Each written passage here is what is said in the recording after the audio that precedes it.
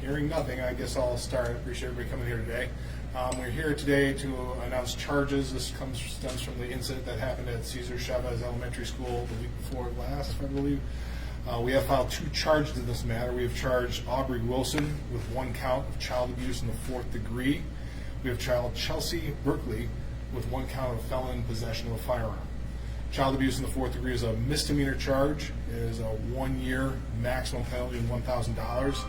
Felon in possession of a firearm is a 5-year maximum penalty felony. We can't get into the details too much, but just real briefly I can say that essentially what we have here is one individual brought the gun into the home, and the other individual was the one who put the gun in a place accessible to the child that brought it to César Chavez Elementary. So I want to compliment the chief and the Grand Rapids Police Department.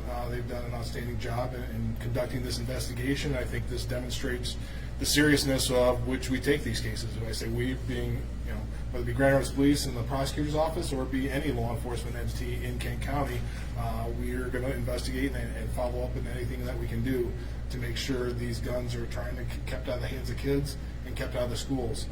This could have been a very dangerous incident, and so I'm glad we can do something here to provide some closure at least to this incident, and we'll continue to look at any other cases that come forward.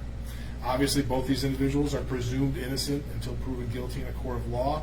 I don't have any information in terms of when their court hearings will be, any further court hearings, but we have to allow the court process to take its natural progression. And there'll be 2 different tracks, a misdemeanor track and a felony track, so that's going to be a little bit different. They won't be together when they go through this process. So I don't know, I'll turn it over to the chief to see if he wants to say that.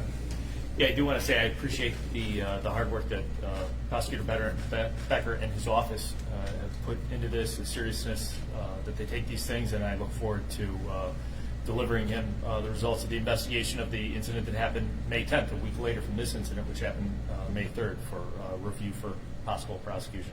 I do want to thank GRPS, not only GRPS Security for the work that they did on this, but the culture that GRPS has created that allowed 2 young children to have the comfort to come forward to adults and alert those adults in the school system to this dangerous situation, averting what was a very alarming situation, averting what could have been a tragedy, especially in the second case. I also especially want to thank the detectives who, each one of these is a very difficult thing to put together. There's multiple interviews. There's forensic work to be done. There's research on the gun. This case actually still remains open because in investigating this case, we've determined that this firearm was also stolen. So we have expanded our investigation to dig into that further, and we're looking for potentially further charges on this. So great job by the detectives in this case, and a team effort all around in the city to provide safety for our children. So appreciate it. If you guys have any questions now for either me or the prosecutor. Were they both cooperative with you in this investigation? Did they let you guys know, like, hey, I brought the gun in, and how were they to deal with? I can't get into too much of their statement, but they were cooperative. They can't say what they said or anything like that, but nobody put up any sort of difficulties in terms of the investigation. What are the relationships of the defendants to the child? One was a mother. The one was a live-in with fiance of the mom. Are you which one? Sorry, just for specification. Which one? What was the mother? To which charge? The mother is charged with the child abuse. Are you satisfied with the charges in this case, given that we've got safe storage coming, or do you wish it was enacted sooner? No, I say safe storage. I think the biggest thing with safe storage is it provides clarity. I think the safe storage, we wouldn't have been able to charge much more than this than we have right now. It still probably would have been a misdemeanor charge under the new safe storage legislation. But just like in the past where we had you place a kid in a vehicle in a dangerous situation, we have that's a separate charge from the child abuse. This just provides more clarity, I think, for everybody, whether it be law enforcement in terms of what charges we can file, and for, quite frankly, the public to know what behavior is tolerated and not tolerated. Chief, can you just give us, is there any connection between this case and the Stocking Elementary case? Is there anything that is in your mind?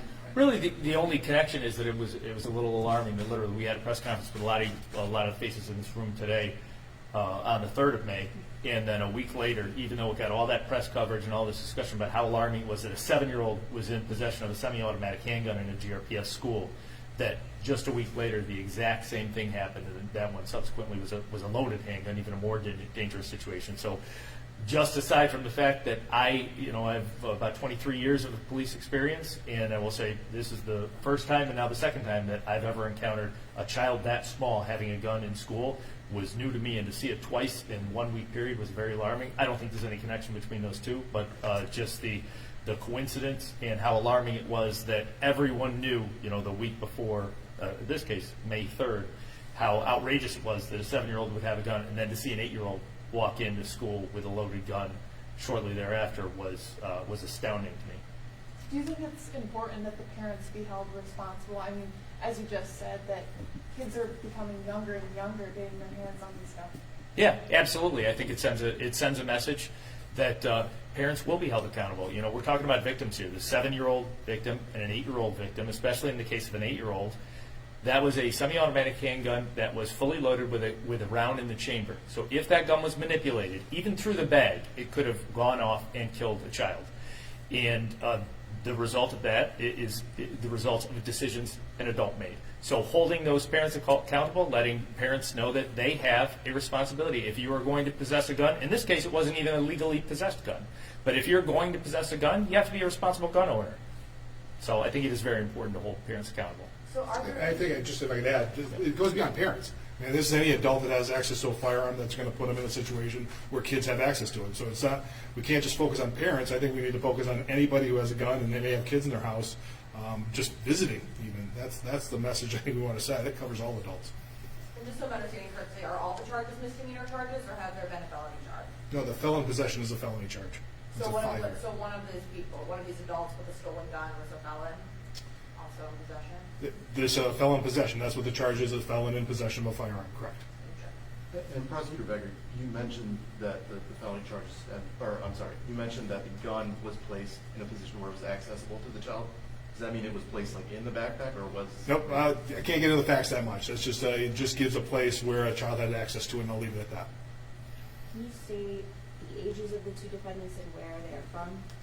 Boy, I don't have the ages right off the top of my head, so sorry. Have they been arraigned? Yeah, as far as I know, they have not.